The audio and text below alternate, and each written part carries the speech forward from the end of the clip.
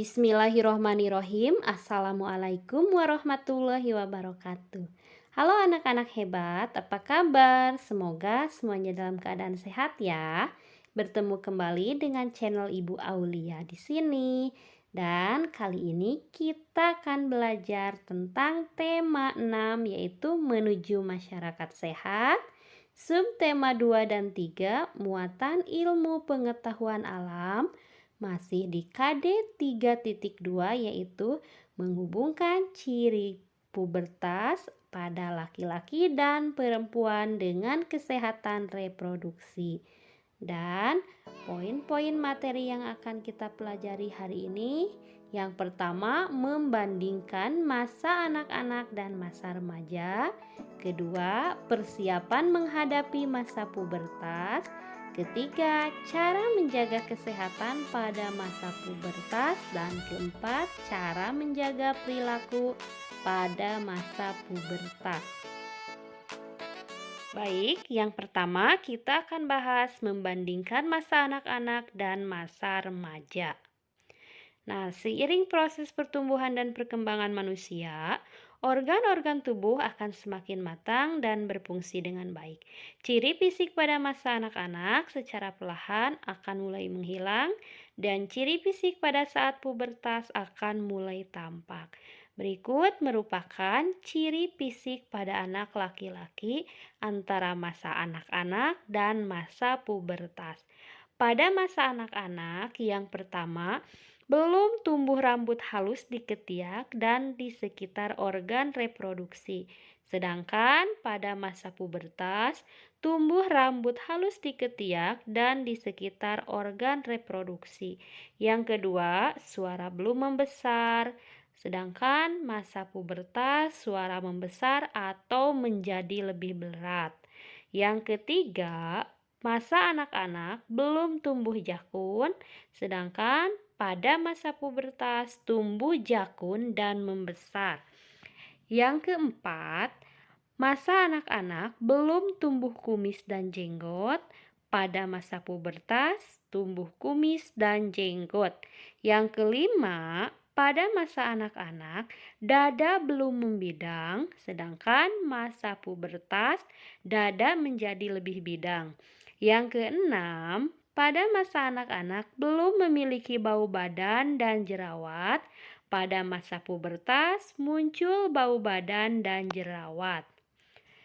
Yang berikutnya, ciri fisik pada anak perempuan. Perbandingan antara masa anak-anak dan masa pubertas.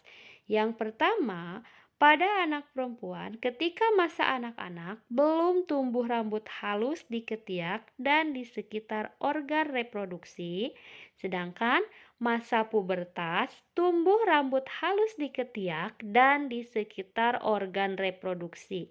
Yang kedua, suara belum nyaring, sedangkan saat masa pubertas suara berubah menjadi nyaring.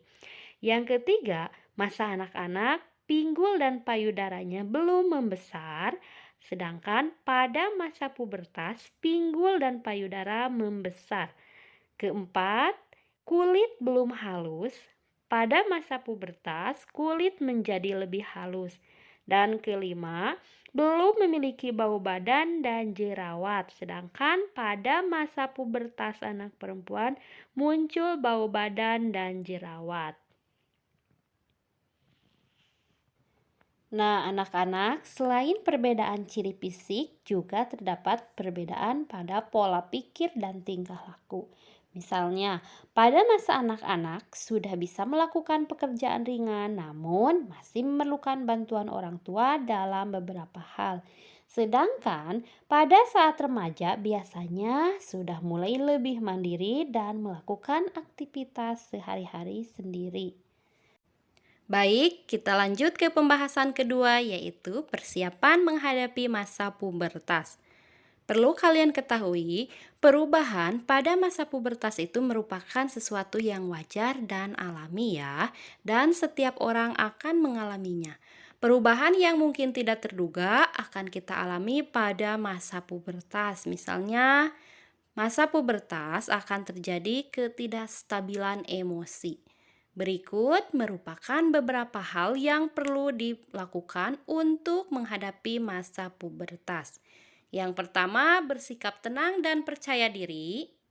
Kedua, bersikap jujur dan terbuka kepada orang yang kamu percayai, misalnya kepada orang tua.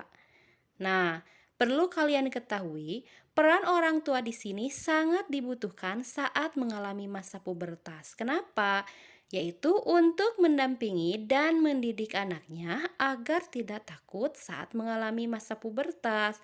Selain itu, menjaga anaknya agar tidak larut dalam kehidupan sosial yang buruk ya. Dan yang ketiga, selalu menjaga kebersihan seluruh tubuh dan organ reproduksi. Selanjutnya, cara menjaga kesehatan remaja pada masa pubertas. Menjaga kesehatan dan kebersihan tubuh dan organ reproduksi itu sangat penting. Maka dari itu, berikut cara untuk menjaga kebersihan tubuh dan organ reproduksi. Yang pertama, mandilah dengan air bersih minimal 2 kali sehari. Kedua, gunakan pakaian yang tidak ketat dan dapat menyerap keringat. Misal, pada remaja laki-laki menggunakan kemeja, kaos, dan celana.